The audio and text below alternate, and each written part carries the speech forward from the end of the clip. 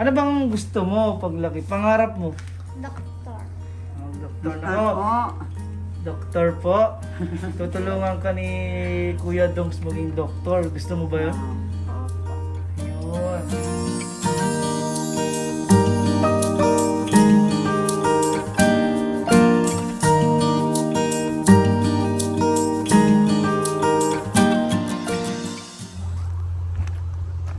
Hello mga Dongs care. Pupuntahan po natin yung isa nating scholar dito sa may bayan. Niyugan na pala to ng Socorro.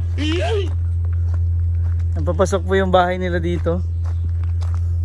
Kumustahin din natin yung bata nating scholar. Siya po ay top 1 kung naalala nyo po. Top 1 po siya. Kaya napakasarap gawing scholar dahil hindi po nakakapanghinayang, nag-aaral po talaga yung bata. Ito pa yung bahay nila. Yan. Sila po ay hanap buhay nila ay caretaker po sila dito. Yung mga aso, buti yung mabait yung aso.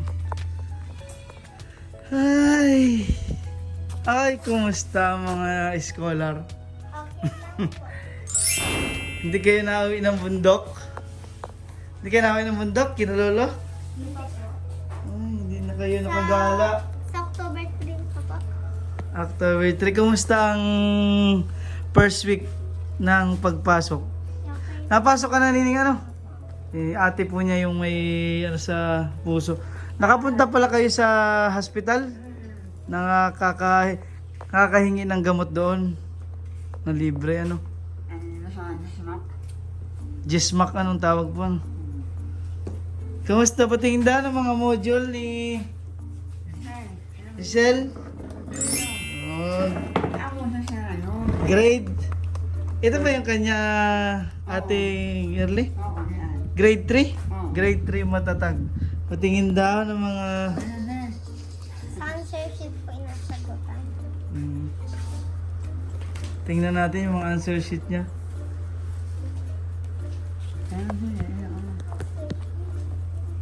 Ayan. Nasaan ang answer sheet daw? Ito, mathematics. Ay, hindi ito mga answer sheet. Ito pala yung mga questionnaire. Ito ang answer sheet para sa Module 1, Quarter 1 ni Giselle Olave. Tantaranantan. Marami na mga tawa kayo, hindi ko may sagot ka na. Si ating panganay. Kailan ang pasa po nito? Lunes pa ang pasa. Saan ang mga tanungan nito? Ito, ito Giselle. Ay, mat ito. Ito ay mother tongue. Mother tongue. Ito English. Nasa yung English. Paborito ko po kasi ang English. Nasaan yung questionnaire ng English? Ay, nasa po yan. Nandiyan daw. Yan, dito tayo. What's in? Ano yan? Ano yan? English 3. Ano yan? Ano yung tanungan nito sa Anak yan. Ako yan. Activity 1, Activity 3. Ito, what's in? Ito na yan. Ito yung tanong. What kind of day was described in the story? Pinagbasa kayo ng story, tsaka kayo tatanungin.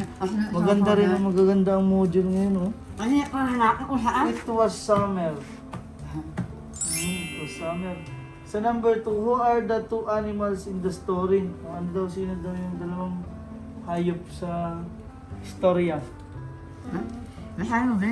Basahin mo muna. Ito, basahin mo muna. Basahin mo muna ang stories in English yan. Basahin. It was summer. The animals felt hot. Had sun. The cub rolled in the mud. He rolled in the wet mud. That say Hudson. Justin the pup went to a tub, but the tub had no water. Too bad, say Justin. So he went to roll in the mud with Hudson. And Justin had fun. They had fun in the wet mud. Ito na mga tanong. Nabasa na po niya yung story na pinamagatang It's Hot. So, it was summer. Ang tanong, number 2. Who are the two animals in the story?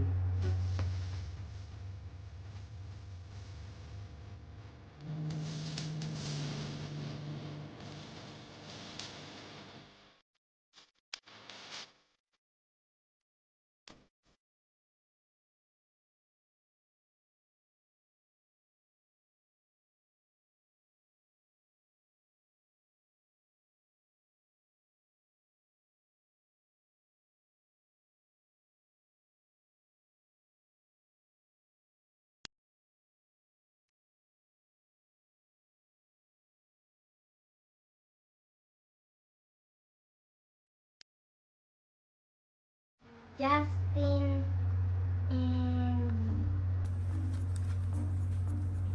And no. Ano yung sinagot mo dito? Ano dito? Justin and? Hudson. Si Justin and Hudson po ang dalawang hayop sa kwento. Number 3, ang tanong. Ready ka na ba? Pera o bayong? Pera o chocolate? Where did Hudson roll? Saan daw siya gumulong? Saan gumulong si Hudson na matakaw He sa... rolled in the wet mud. Gumulong siya sa basang putik. Sa number 4. Naku, ito mahirap-hirap to. 3,000 minus 250. Bigla lang mati, no? Ito na yung totoong tanong. Did Justin find water in the tub? But the tub had no water. Ang tanong dito ay, may nakita ba si Justin na water in the tub? Wala. Wala. So, ang sagot dyan dapat ay no. Tapos saka mo i-explain na walang nakalagay na water. Ay, ang tanong lang, did Justin find the water in the tub? Yes or... tatanong mo dun, sasagot mo dun, yes or no. So, no, kasi walang laman yung tub. Diga? Sa number 5, how did they feel after rolling in? Anong pakiramdam nila? They had fun in the wet mud. Yun, very good. Napakagaling ng ating top 1 scholar. Pwede nang ilaban sa quiz B. Ayun naman sa mat. Alam mo Alam mo, tapos na ha. Meron pang parusa. Tuklasin. Tagalog pa lang mathematics, oh. Ano sa mga ano nga? Saan ang pinaka-paborito mong subject? Ano Yun eh. sabi niya? Mathematics po.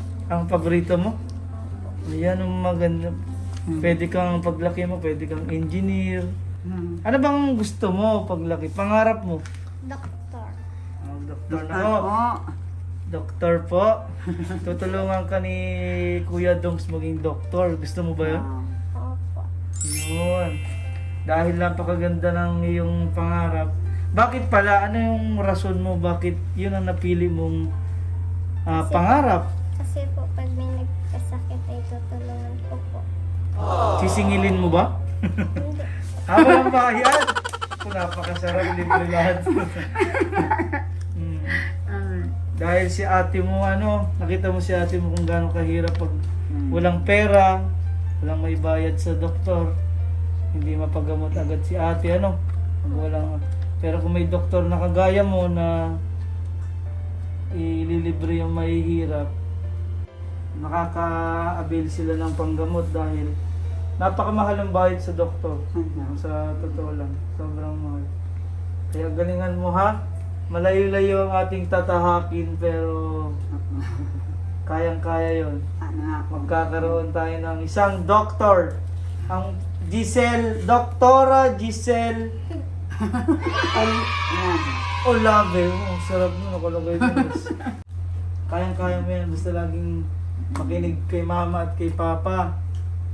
At alagaan si ate. Kasi itong pangalawa parang ano to eh. Ayan ako. Pang ano to eh, oh. hindi pa kayo nakakadalaw sa bundok. Dito pa lang kayo sa Newgan. Ay, ito nga pala yung andito din kami para ibigay sa iyo yung scholarship allowance niya. Na maraming pong salamat kay Miss Susan from Paris. Ito na po yung scholarship allowance ng bata. Salamat po. Ito, nagpadala siya ng 2,044 pesos. Ginawa na nating 50 pesos. Kaya 1,000. Pang gamit mo sa pagpasok mo 2,050 pesos. Yan yung allowance ni Nining at sana mag-aral ka mabuti. Ano? Opo. Para kinamama mo. Hayaan mo at nakagabay kaming Team Dongs Care para maging doktor. Saka maging ganap doktor. Kahit mahaba-haba pa yung lalakbayin, ay gagabayan ka namin. Salamat po. Salamat po, Miss Susan, dahil binigyan niyo po ako ng sponsor. God bless po. God bless po.